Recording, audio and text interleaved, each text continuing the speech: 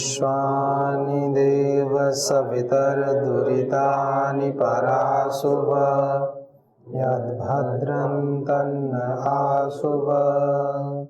ॐ शान्ति शान्ति शान्तिः। ॐ सर्वेभ्यो नमः। ॐ श्री गुरुभ्यो नमः। ॐ श्री परम ऋषिभ्यो नमः। ॐ श्री परमात्मने नमः। ओम। वैदिक संस्कृति के इस अंक में आप सभी का स्वागत है। वैदिक संस्कृति में हम अपने वैदिक शास्त्रों का अध्ययन कर रहे हैं। उपनिषद के क्रम को प्रारंभ किया है। इसमें मुख्य रूप से केनोपनिषद का वर्तमान में स्वाध्याय चल रहा है। केनोपनिषद में ईश्वर के विषय में जो जिज्ञासा मनुष्य के मन में उठती है, सहज एक अभिप्सा होती है, उसको कैसे पाया जाए, तो ठीक ठीक मार्गदर्शन करने का कार्य हो रहा है शास्त्र के द्वारा कि हमें जिसको प्राप्त करना है उसके विषय में हमें पता तो होना चाहिए वह कैसा है। माने हमें अपने लक्ष्य के प्रति कुछ तो जानकारी होनी चाहिए। तो उस लक्ष्य की जानकारी के लिए ऋषियों ने जो तप किए हैं, ऋषियों ने जो स्वाध्याय किया है, ऋषियों ने जो उस ईश्वर का साक्षात्कार किया है, उन सभी माध्यमों को मिला करके उपनिषद के ऋषि एक ऐसी ज्ञान परंपरा को हमारे समक्ष प्रस्तुत कर रहे हैं जिसको पढ़ करके हम उस लक्ष्य को पा सकते हैं। इसीलिए इसको रहस्यमय विद्या भी कहा जाता है, गूढ़ विद्या। और कहीं कहीं पर तो इसको पारलौकिक सत्य जानने के लिए भी प्रयोग करने के विषय में कहा जाता है कि पारलौकिक, इहलोक और परलोक, मतलब संसार में रहते हुए भी परलोक को कैसे जाने, उपनिषदों के माध्यम से गूढ़ विद्या कहा गया, रहस्यमय विद्या कहा गया। इस विद्या का स्वरूप कैसा है? तो हमारी जो शैली है दर्शनों की, उपनिषदों की, शास्त्रों की, प्राचीन आर्य वैदिक ग्रंथों की, वो कैसी है? वो प्रश्नोत्तर शैली है। हमारे ऋषि प्रश्नोत्तर शैली में बात करते हैं। माने व्याकरण के बड़े बड़े ग्रंथ भी प्रश्नोत्तर शैली में हैं। जैसे साहित्य के ग्रंथ होते हैं, साहित्य लिख दिया गया, पूरी लंबी लंबी कथा कहानी नॉवेल उपन्यास चल रहे हैं, कोई किसी से प्रश्न नहीं पूछता है क्या समझ में आ रहा है नहीं आ रहा है। लेकिन हमारे ऋषियों की जो शैली है व्याख्या करने की, वो कैसी है? प्रश्नोत्तर शैली। ऋषि स्वयं को शिष्य के स्थान पर रख देते हैं और प्रश्न करते हैं। और यह शैली वही लिख सकते हैं इस प्रकार से सूक्ष्मता से विचार करके जिन्होंने साक्षात उस पद्धति को जिया हो, जिन्हें पता हो इस मार्ग की बाधाएं क्या हैं, जिन्हें पता हो इस लक्ष्य को प्राप्त करने में क्या क्या समस्याएं आ सकती हैं। यदि साधक का ध्यान न भी जा रहा हो तो गुरु प्रश्न कर लेते हैं। पूर्व पक्षी बनकर के गुरुदेव स्वयं प्रश्न करते हैं और उसका फिर समाधान प्रस्तुत करते हैं। और उन प्रश्नों से न जाने कितने ही साधकों की, कितने ही जिज्ञासुओं की समस्याओं का समाधान हो जाता है। जहां हमारा ध्यान केंद्रित कराने की आवश्यकता होती है वहां वह प्रश्न पूछ लेते हैं, ताकि हमारा ध्यान यदि उस विषय की ओर ना भी जा रहा हो तो गुरुजन उसकी ओर ध्यान दिला देते हैं। ऐसी अद्भुत शैली है ज्ञान के विस्तार की, ज्ञान परंपरा में। आप इस बात का अनुमान लगा सकते हैं ये कैसी शैली है। कितने संप्रदाय तो ऐसे हैं आप एक प्रश्न नहीं कर सकते। अभी आपको ऐसा लग रहा होगा कि कोई नहीं, तो सामान्य बातें चल रही हैं। धार्मिक ग्रंथों पर, पुस्तकों पर आप कोई प्रश्न नहीं कर सकते किसी से भी। एक प्रश्न भी, आपकी समझ में कोई बात नहीं आती है किसी विषय में, आप उस पुस्तक में जो लिखा है उनके ऊपर कोई प्रश्न चिन्ह नहीं लगा सकते कि ये गलत लिखा है सही लिखा है। यूं कहते हैं जो लिखा है वो सही है, उसी को मानो। सारी ताकत लगा देंगे उसी को सही सिद्ध करने में, चाहे विज्ञान कह रहा हो कि बिल्कुल गलत है, आंखों से दिख रहा हो कि गलत है, फिर भी मानेंगे नहीं क्योंकि उसमें लिखा है। और हमारे शास्त्र क्या कहते हैं? हालांकि कभी कभी क्या होता है, ज्यादा अति कर देते हैं। हम लोग क्या करते हैं, ऋषियों ने हमें प्रश्न पूछने की स्वतंत्रता क्या दे दी, हम लोग भी बहुत ज्यादा अति कर देते हैं। मतलब हर विषय पर प्रश्न, हर विषय पर प्रश्न, अति प्रश्न भी नहीं पूछने चाहिए। उपनिषद में भी एक विषय आता है, तो ऐसे कहते हैं ऋषि याज्ञवल्क्य कि हे गार्गी, अत्यधिक प्रश्न मत पूछो। माने कुतर्क की श्रेणी में नहीं जाना चाहिए, ज्ञान पूर्वक तो पूछना चाहिए, भरपूर पूछना चाहिए, ज्ञान बढ़ता है। परस्परम भावयन्तः, ऐसी तो हमारी परंपराएं हैं, श्रीमद् भगवद गीता कहती है परस्परम भावयन्तः, एक दूसरे को बढ़ाते हुए हम आगे बढ़े। ऐसे तो ये शैली कैसे हो सकती है? आपके मन में कोई जिज्ञासा उत्पन्न हुई, आपने प्रश्न पूछा, उसका समाधान मिला। ओम स्वामी जी, जैसे हमारे संस्कृत में अन्न को ब्रह्म कहा गया है, और ये भी कहावत है दाने दाने में लिखा है खाने वाले का नाम, और साधक को अपना संकल्प सुदृढ़ रखना चाहिए। तो अन्न और संकल्प के बीच एक भ्रम का प्रश्न है। जैसे हमने संकल्प लिया कि आज हम मतलब कम आहार लेंगे, और जब हम आहार लेने गए और हम कुछ ज़्यादा ले लिए, या कि जो जिस चीज़ को नहीं लेने का संकल्प किए वो भी ले लिए। अब जब हम भोजन करने बैठे और हमने भोजन शुरू कर दिया, अब हमको वो संकल्प याद आया कि हमको वो चीज़ तो खाना ही नहीं है। अब उस वक्त वो साधक या कि वो व्यक्ति मतलब उस अन्न को ग्रहण करे कि नहीं करे। अगर ग्रहण नहीं करता है तो अन्न का अपमान है, ब्रह्म का अपमान है, और ग्रहण कर लेता है तो उसका संकल्प टूट जाता है। तो इस भ्रम की स्थिति में उस साधक को क्या करना चाहिए? साधक का अर्थ होता है साधो, साधु, साधो, खुद को साधो, ये होता है। देखो क्या है, जीवन को बहुत ज्यादा पेचीदा नहीं बनाना चाहिए कि दाने दाने पर लिखा है खाने वाले का नाम, ये कहीं वेदोक्त वाक्य नहीं है। समाज में प्रचलित हो जाता है, कोई अतिथि किसी के घर गए, कोई भोजन कर रहे थे, आए, प्रेम से प्रीतिवश उनके प्रति कृतज्ञता का भाव, प्रेम का अतिरिक्त प्रदर्शन, प्रीति का प्रदर्शन करने के लिए कि हम कितने अभिभूत हुए, ये तो आपके लिए ही तो था, इस पर आप ही का नाम तो लिखा है। यानी एक ऐसा कृतज्ञता का भाव कि हमारे मन में अहंकार की भावना ना उत्पन्न हो जाए कि देखो हमारा है, हमने इसको दिया है, ना, आप ही का था, इस पे तो आपका ही नाम लिखा है, आपके लिए है, ये तो आप ही का है, आप भोजन कीजिए। इसलिए हमारी संस्कृति में तो ये कहा गया कि दान भी किसी को दो तो सर झुका करके दो, ये उसकी आंखों में आंखें डाल के मत देखो, नहीं तो आपके अंदर ये अहंकार का बीज उत्पन्न ना हो जाए कि देखो मैं बड़ा हूं, मैं श्रेष्ठ हूं और मैं इसको दान दे रहा हूं। इतनी मर्यादाएं स्थापित की हैं इस तत्व से बचने के लिए। तो इसमें क्या है कि इस थाली में भोजन आ गया, आपने संकल्प किया, तो पहली बात तो ये है कि जब हम संकल्प करते हैं तो पूर्ण विचार करके संकल्प करें। और साधक का ऐसा भी क्या संकल्प कि देखा कि सब्जी पनीर की बनी हो तो साधक कह दे दो थोड़ी सी, ये तो अत्यंत चिंतन का विषय। संसार के समस्त ऐश्वर्यों को त्याग करके जिस पथ का वर्ण किया है, उस पथ पे एक छोटी सी सब्जी, दाल, इनका महत्व, साधक के संकल्प को ये चीजें डिगा दे, ऐसा हो ही नहीं सकता। एक तो होता बड़ा भीषण संकल्प जिसको ले आते थे भीष्म प्रतिज्ञा।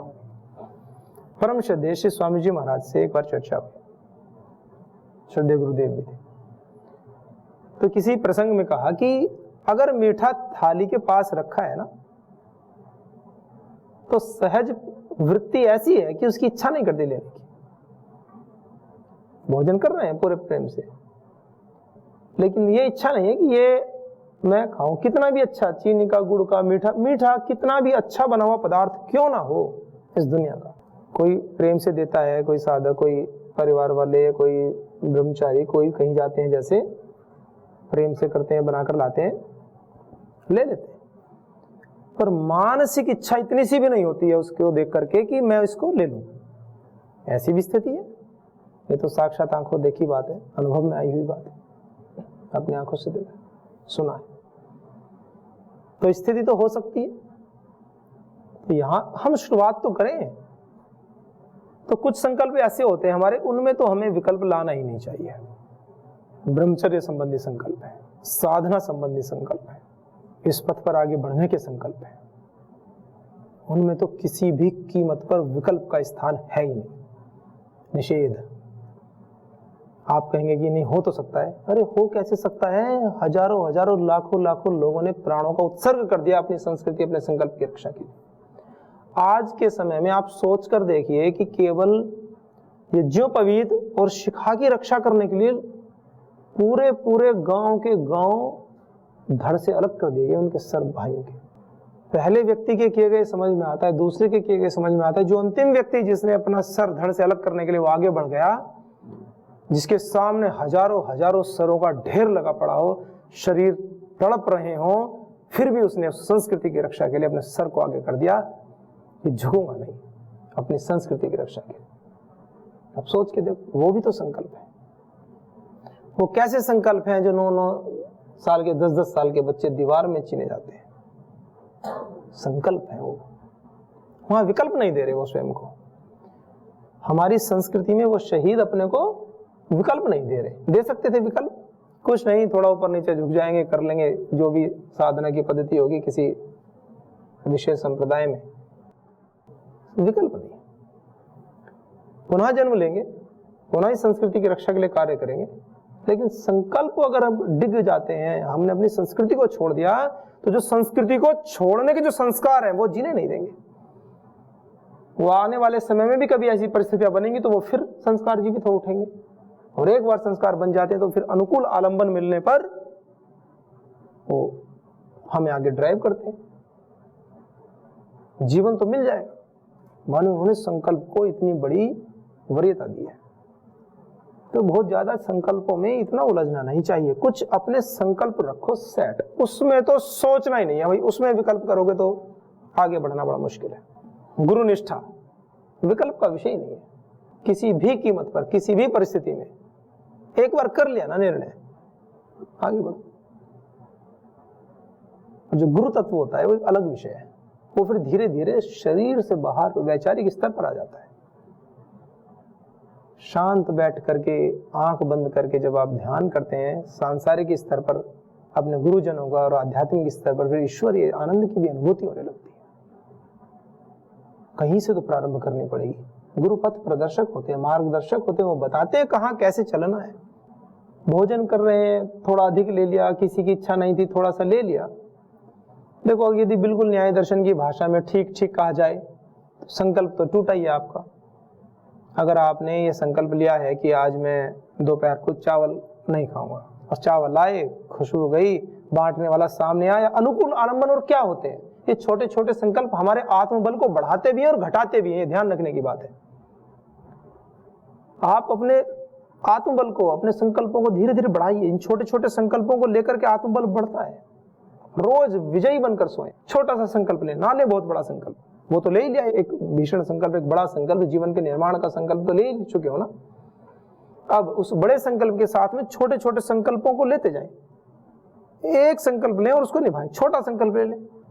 किसी व्यक्ति ने संकल्प ले लिया कि भाई मैं तो 3 दिन तक अन्न का सेवन बिल्कुल नहीं करूंगा। उसको भूख लगती है बहुत, करता है पहलवानी। पहलवानी कर रहा है, शरीर डिमांड कर भी रहा है, भोजनालय में चला भी गया, अच्छे अच्छे व्यंजन बने हैं, खुशबू भी आ रही है, पूरे शरीर ने, पूरी इंद्रियों ने कहा कि भाई थोड़ा सा तो ले लिया उसने। तो भाई जब हमें पता है कि हमें संकल्प ले रहे हैं अब अन्न नहीं करने का, भोजन पूरा नहीं करेंगे, तो फिर उसी के अनुकूल आपकी दिनचर्या होनी चाहिए। फिर ये नहीं कि आप लगे पड़े हैं पहलवानी करने में, 50-100 दंड बैठक लगाओ, हल्की फुल्की तो लगा सकते हैं, इसमें तो क्या है। सामान्य प्राणायाम आदि करो, 1-1.25 घंटा 1.5 घंटा जो भी विधि होती है उसके अनुसार।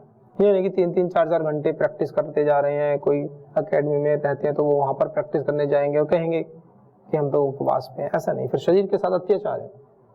किसी रोग विशेष में कराते हैं।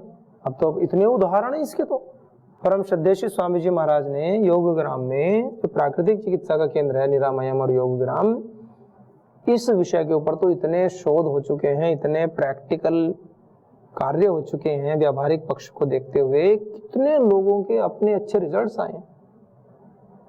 वहां पर क्या है, कुछ तो संकल्प करते हैं और कुछ को संकल्प कराया जाता है। वहां पर कोई भी कर्मचारी कहीं भी किसी भी मेगा स्टोर से एक व्यक्ति को रोटी का एक टुकड़ा, बिस्किट का एक पैकेट भी नहीं मिल सकता। जो पेशेंट सस्पेंड, उसी दिन आउट। वहां से इतने कठोर नियम है, नहीं तो चले ही नहीं पद्धति। प्राकृतिक चिकित्सा पद्धति के माध्यम से, योग आयुर्वेद के माध्यम से जो चिकित्सा चल रही है, डॉक्टर साहब ने कहा कि इनको जूस देना है, उनको अमुक काढ़ा देना है, इस समय पर ये देना है, इस समय ये प्रक्रिया होनी है, और व्यक्ति वो प्रक्रिया करे और जा करके भोजन करे आराम से, कोई लाभ थोड़ी होता है कुछ।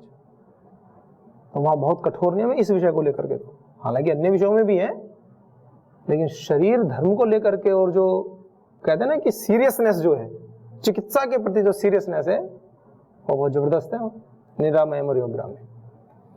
तो वहां पर उनको फोर्सफुल्ली भी कराया जाता है और रिजल्ट्स आते हैं। उसमें जो फोर्सफुल्ली करते हैं उनके रिजल्ट्स में, और जो श्रद्धापूर्वक करते हैं उनके रिजल्ट्स में जमीन आसमान का अंतर होता है। जो पूर्ण श्रद्धा से उसको स्वीकार करके और पूरी तरीके से लग कर करते हैं, उनके रिजल्ट्स बहुत जबरदस्त आते हैं।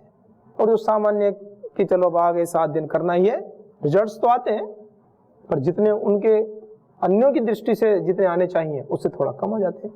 सामाजिक दृष्टि से तो बहुत आते हैं उनके भी, मतलब चमत्कारिक होते हैं। लेकिन फिर भी वहां एक तो होती है गुरु कृपा, एक ऑरा होता है, एक वातावरण होता है। वहां का जो वातावरण है वो ऐसा है कि फिर व्यक्ति यदि ना भी करने वाला हो वो भी करेगा। एक ऐसा एनवायरनमेंट क्रिएट किया जाता है, साक्षात गुरु सत्ता सामने। इसीलिए तो यहाँ पर भी पतंजलि योगपीठ में, यहाँ संन्यास आश्रम में भी सुबह सुबह परम श्रद्धेय स्वामी जी महाराज का लाइव चला जाता है। मतलब गुरुजनों की ध्वनि, गुरुजनों के संदेश प्रतिदिन के हमारे कान में पड़ते रहने चाहिए।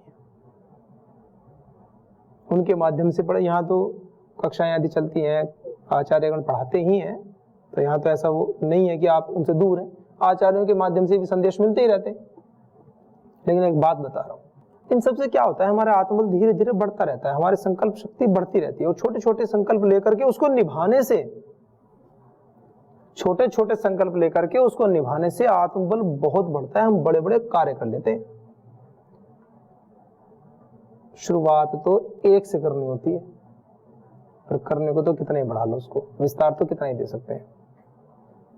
आपने छोटा सा संकल्प लिया कि हम शाम को मंत्र पाठ के बाद में मौन रहेंगे, प्रातःकाल यज्ञ पर्यंत मौन का पालन करेंगे, बोलेंगे नहीं।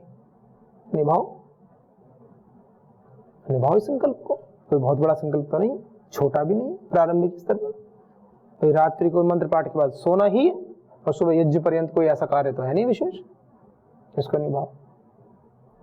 फिर उसमें कुछ ऐसा होता है कि भाई कोई बहुत आवश्यक कार्य से कोई भाई किसी को कह रहा है कि भैया ये बता दो, भ्राता जी ये बता दो, पता चले वो तो बाबा जी मतलब मौन में हो, मैं नहीं बोलूंगा। उसमें एक कसौटी रखनी चाहिए, गुरु आज्ञा। गुरु आज्ञा हो तो गुरु आज्ञा तो सर्वोपरि है ही।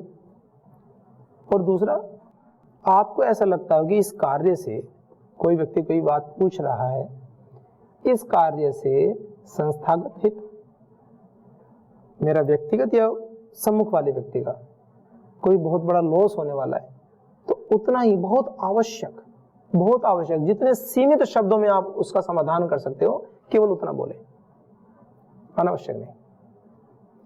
और एक ऋषि तो ऐसे बोलता है कि आवश्यक बोलना ही मौन है। आवश्यक बोलना मौन है। यदि आप विषय अनुसार आवश्यक बोलते हैं तो आप मौन का पालन कर रहे हैं, सम्यक पालन। चुप रह करके, मान लीजिए एक डॉक्टर साहब थे, डॉक्टर साहब ने कहा मुझे मौन रहना है, तो एक डॉक्टर साहब मौन रहने लगे, और उनके पेशेंट बहुत सारे, और वो ऑपरेशन करने वाले। अब ऐसा पेशेंट आ गया जिसको ऑपरेट करना था उसी समय, और डॉक्टर साहब का मौन चल रहा था। नर्स आई लिख करके कि डॉक्टर साहब ऑपरेशन करना है। डॉक्टर साहब ने कहा चलो, चले गए। अब ऑपरेशन करें डॉक्टर साहब, पेशेंट के अब ये नस काटनी वो काटनी, अब कैसे मांगे, औजार मांगने हैं, सामान मांगने हैं, कुछ चढ़ाने हैं, दवाई दिलानी है, डॉक्टर साहब लिख लिख के दे रहे हैं। पेशेंट का तो अच्छा ऑपरेशन हो रहा है। वो उदाहरण दे रहा हूँ एक ऐसा, कोई ऐसा प्रैक्टिकल विषय नहीं है, मतलब वो इम्प्लीमेंट नहीं है ना वहां पर। मौन का पालन करें, जितना आवश्यक उतना बोलें उस समय पर। जीवन है ना, बढ़ाएं मौन की सीमा। आपको लगता है मुझे अपनी सीमा को बढ़ाना है, विद्या संबंधी कार्यों में बोलने के इतर अनावश्यक कोई भी प्रलाप ना करें। ले लो मौन का व्रत लो, कक्षाओं में बोले, आचार्य से पूछिए। विद्या संबंधी कोई बोलता है तो बोले। आप देखेंगे कि आप दिन में 100% जितना बोलते हो 90% आपका बोलना शांत हो गया, मौन ही तो है। आप एक दिन में मान लीजिए 1000 शब्द निकालते हैं और आवश्यक काट झाट करके आपने उसमें से 200 शब्द आपके काम के निकले, 800 आपने निकाले अनावश्यक। कितना बड़ा मौन हो गया। एक दिन में आप मौन रहेंगे तो 1000 शब्द नहीं निकलेंगे। एक उदाहरण दे रहा हूं सामान्य। और मान लीजिए 500 आवश्यक बोलते हो, 500 अनावश्यक बोलते हो, 2 दिन आपने इसका पालन किया तो आपका एक दिन का मौन हो गया पूरा। 2 दिन आपने आवश्यक बोलने का पालन किया तो 500 शब्द 2 दिन के तो आपके सेफ हो गए ना। तो आपके 2 दिन आवश्यक बोलने से एक दिन का मौन सध गया आपका। और ये प्रक्रिया किसी एक दिन के संकल्प की नहीं है, इसको जीवन भर चलाओ तो जीवन मौन हो जाएगा। परम वाक मौन को कहा गया। और वो मौन कैसा है? सारे दुनिया के गुरुजी शांत हो जाएंगे, शिष्य को पढ़ाना नहीं है, मौन साधना करेंगे, संसार का ताना बना बिगड़ जाएगा। फिर कहेंगे ऐसा तो सभी हो ही नहीं सकते, ऐसा थोड़ी होता है। लेकिन जब कोई बात इंप्लीमेंट की जाती है, रूल्स इंप्लीमेंट किए जाते हैं तो सब पक्षों को देख कर ही किए जाते हैं। माने जितना अत्यंत आवश्यक होने पर बोले, किसी के दिल को न दुखाएं, किसी को ठेस न पहुंचे। कोई व्यक्ति बैठा है, किसी को प्यास लग रही है मान लीजिए, या किसी के पैर में दर्द है, कक्ष में कोई बीमार हो गया, वो कहे भ्राता जी भोजन ले आना या भ्राता जी पानी ला देना, या कोई कार्य को बोल रहा है, वो उसको उत्तर की अपेक्षा है आपसे हाँ या ना करेंगे या नहीं करेंगे, आप उसको कहते नहीं मौन। अरे भाई वो आवश्यक है, वो मौन की श्रेणी में ही है। बहुत ज्यादा आवश्यक है, आपको लगता है कि नहीं मुझे उत्तर तो देना है, बोलना नहीं है, पर अगर आपको सहजता है हाथ से लिख के दे दें। पर ये मैं बता देता हूं, हाथ से लिख लिख कर देना भी मौन मतलब ऐसा नहीं कह सकते। फिर मौन का मतलब तो फिर ये होता है, अंततः जो बात आती है विचार शून्यता। परिस्थिति को देख करके आपके मन में विचार भी उत्पन्न न हो, ये है मौन। आप शांत भाव में प्रतिष्ठित हो जाए, चित्त की स्थिति प्रशांत वाहिता वाली हो जाए। और ऐसी स्थिति कार्य करते हुए भी रह सकती है, ये भी विशेष बात है। जब आप ईश्वर आस्तिक होकर के कि उस ब्रह्म का तो सारा कार्य मौन ही है ना। आपके शरीर में पूरी फैक्ट्री चल रही है, इस शरीर के अंदर पूरी फैक्ट्री चल रही है, और केवल एक आवाज सुनाई देती है, धक धक वाली, बस छोटी सी धड़कन, और कुछ सुनाई नहीं देता। इतना रक्त इतनी तीव्र वेग से दौड़ रहा है सारी नसों में, हृदय से इतनी पंपिंग चल रही है, आते सारे भोजन को पचा रही, सारा भोजन का रस पाक सब कुछ चल रहा है। आपने भोजन किया, वो रक्त में परिणित हो गया, रुधिर, ये हड्डी सब बनती जा रही है, मौन शांत। सुबह से लेकर रात्रि तक सब काम चल रहे हैं, कोई आवाज नहीं, कोई खटपट नहीं। ईश्वर से बड़ा मौन कोई कर सकता है क्या? परम वाक है मौन, कोई छोटा मोटा अस्त्र नहीं है साधकों के लिए। लेकिन वो मौन केवल वाणी तक सीमित नहीं है ना, पूरा जगत उसका विस्तार है उस मौन का। शांत चित्त बैठना, ये मौन की संज्ञा में आता है, मौन की श्रेणी में आता है। केवल मुंह बंद करके और मस्तिष्क को और मन को चित्त को भटका रखा पूरी दुनिया में, मौन की श्रेणी में थोड़ी है। लेकिन आप कहेंगे शुरुआत तो कहीं से करें? हाँ करें तो शुरुआत, भटकने तो जहां भटक रहे, मुंह पर तो वाणी पर लगाम तो लगाओ। सबसे पहले लगाम चुप हो जाना, कुछ भी ना बोलना, ये उचित प्रक्रिया नहीं है, इससे डिस्ट्रैक्शंस होते हैं। आवश्यक सम्यक पालन कीजिए, धीरे धीरे आपके चित्त की स्थिति सहज होती चली जाएगी। आप ऐसे धीर धीर गंभीर हो जाएंगे कि अगर किसी सभा में भी आप बोलेंगे तो व्यक्ति को पता है कि अब ये बोलेंगे तो आवश्यक ही बोलेंगे, उनको सुना भी जाएगा, उनको समय भी दिया जाता है, और लोग सुनते भी है, उनको पता है कि अनावश्यक नहीं बोलेंगे, बार बार नहीं बोलेंगे। ऐसा एक व्यक्तित्व बन के आता है। मौन की श्रेणी में मैं परम श्रद्धेय श्री स्वामी जी महाराज सुबह से शाम तक कितना इस संसार के उपकार के लिए कितना अपने वाणी का सदुपयोग करते हैं, लेकिन जीवन देखिए मौन भरा पड़ा है अंदर। उनके एक एक शब्द से न जाने कितने कितने करोड़ों करोड़ों लोगों को, लाखों लाखों लोगों को संबल मिलता है, संस्कृति की रक्षा होती है। ऐसी वाणी हो जाए तो इसको ब्रह्म गवी कहा गया है। ब्रह्म की गौ, वाणी को क्या कहा गया है? ब्रह्म की गौ, ब्रह्म की वाणी कहा गया है इसको। तो हमें यह निश्चित करना है, यह सुनिश्चित करना हमारा दायित्व है कि हमारे द्वारा जो बोला जा रहा है शब्द, अक्षर को ब्रह्म कहा गया, अक्षरम नक्षरम। अक्षर क्या होता है? जो कभी क्षरण नहीं होता, जिसका इतने बड़े बड़े सिद्धांत दिए गए इस वाणी को लेकर के, अक्षरों को लेकर के, इन विषयों में। और ब्रह्म गवी तो पूरा सूक्त है, इसका भी करेंगे आने वाले समय में अध्ययन। छोटे संकल्प करो, उनको निभाओ। कोई त्रुटि होती है तो ग्लानि में न जियो, बिल्कुल विश्वास के साथ में ईश्वर के समक्ष निवेदन प्रस्तुत करो और आगे से वो संकल्प करो धीरे धीरे कि जिसमें कठिनाई आपको होती है, जो इस पथ पर चलने के लिए बाधक तत्व है, उनको धीरे धीरे, कुछ चीजें तो होती है तुरंत छोड़ देने की होती है, स्थूल रूप जो हमारे शारीरिक स्तर की चीजें हैं और इस पथ की बाधक चीजें हैं उसको छोड़ दो तुरंत। कुछ कहते हैं तुरंत छोड़ेंगे तो कुछ विकार होंगे, होने तो जो हो रहा है। औषधि करो, योग प्राणायाम करो, उसको तुरंत छोड़ो।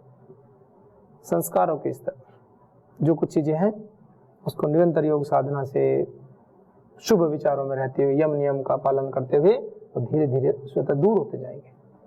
छोटे छोटे संकल्प लेकर के अपने आत्मबल को बढ़ाते जाए। जो चीज कभी कभी बहुत प्रीति पूर्वक होती है, आपको लगता है कि आज मुझे गुलाब जामुन मिली है और आपको खांसी हो रही है हल्की सी, आप सोचते हैं 2 खा भी लूंगा तो क्या होगा, मत खाओ ना। ये पथ एक्सपेरिमेंट वाला पथ नहीं है, ये तो पथ आपके आत्मबल को परखने वाला पथ है। शाम को दूध ले रहे हैं, आपको लगता है कि जुकाम हल्का से है, मत लो ना कि नहीं मैं इसको ऐसे करके ले लूंगा, वैसे करके ले लूंगा। अरे तो कल ले लेना, ये इतनी बड़ी बात नहीं है। ये आपके जीवन से संबंधित, आपकी इन छोटी छोटी बातों से ऐसे हमारे आत्मबल बढ़ते जाते हैं। जब हमें अपने ऊपर नियंत्रण आने लगता है कि अब जिस चीज को मैं चाहता हूं मैं ले सकता हूं, जिसको नहीं चाहता मैं नहीं ले सकता हूं, मेरे मन में उसके प्रति आसक्ति का भाव उत्पन्न नहीं होता, और इस भाव को केवल आप ही जान पाओगे और कोई नहीं जान सकता इस दुनिया में।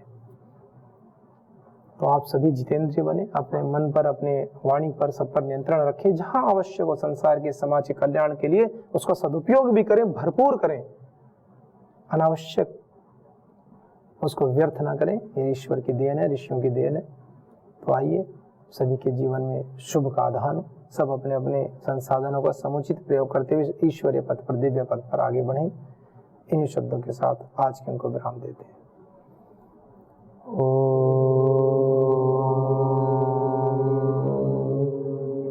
शांति शांति शांति। ओम सर्वेभ्यो नमः। ओम श्री गुरुभ्यो नमः।